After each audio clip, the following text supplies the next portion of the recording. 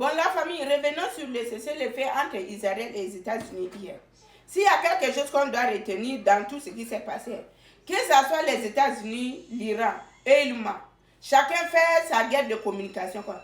Observez-vous bien, à chaque fois quand Donald Trump dit on est en train de négocier, j'ai eu à discuter ou tout, l'Iran va dire que non, Trump il se négocie lui-même, mais l'Iran aussi m'a. Pourquoi?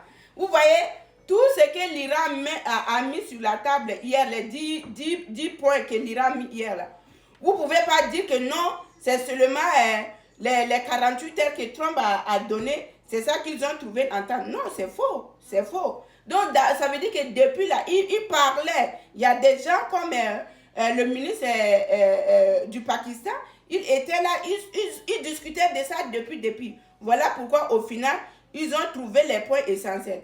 Et ce que vous devez retenir, c'est quoi? Je vois beaucoup de gens dire que non, bon, de toute façon, les États-Unis crient la victoire et l'Iran aussi crie la victoire. Mais il y a beaucoup de choses qui restent encore à venir. Il y a beaucoup de choses qui restent encore à venir. L'Iran a proposé les 10 points. Et dans les 10 points là, ce n'est pas toutes les choses que les États-Unis vont accepter. Ça, vous savez que c'est des choses, les choses que je suis en train de dire là, c'est des choses vraies. Dans les 10 points que l'Iran a énumérés, il y a des choses que les États-Unis vont accepter. Il y a des choses que les États-Unis ne vont pas accepter. Et ne pensons pas qu'aujourd'hui, il y a le fait que les 10 points que l'Iran a énumérés, les États-Unis ont validé. Non, non, les États-Unis n'ont pas validé.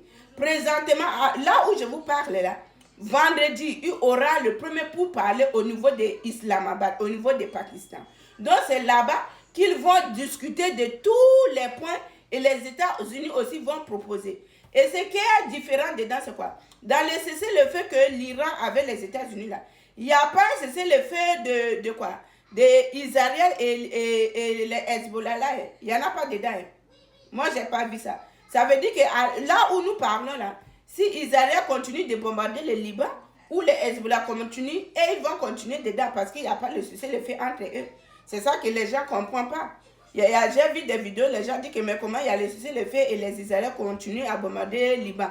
Dans ce qui se passe, ils n'ont pas un cessez-le-feu dedans. Le cessez-le-feu regarde seulement les États-Unis, les Israéliens, de ne pas bombarder l'Iran pour le moment. C'est ça quoi. Donc, faisons la part des choses pour que les gens puissent comprendre. Parce que les gens pensent que ce cessez-le-feu là regroupe automatiquement ce qui se passe au niveau du Liban avec les Hezbollah et Israël. Non, ils ne sont pas dedans. Ils ne sont pas dedans. Et là, c'est sûr qu'ils vont continuer quoi. Si l'autre attend, ils vont continuer. Présentement, c'est les États-Unis, Israël et l'Iran. C'est eux là qu'on va parler de, mais pour eux là, non. On ne sait pas si c'est quand qu'ils vont trouver les cessez-le-feu.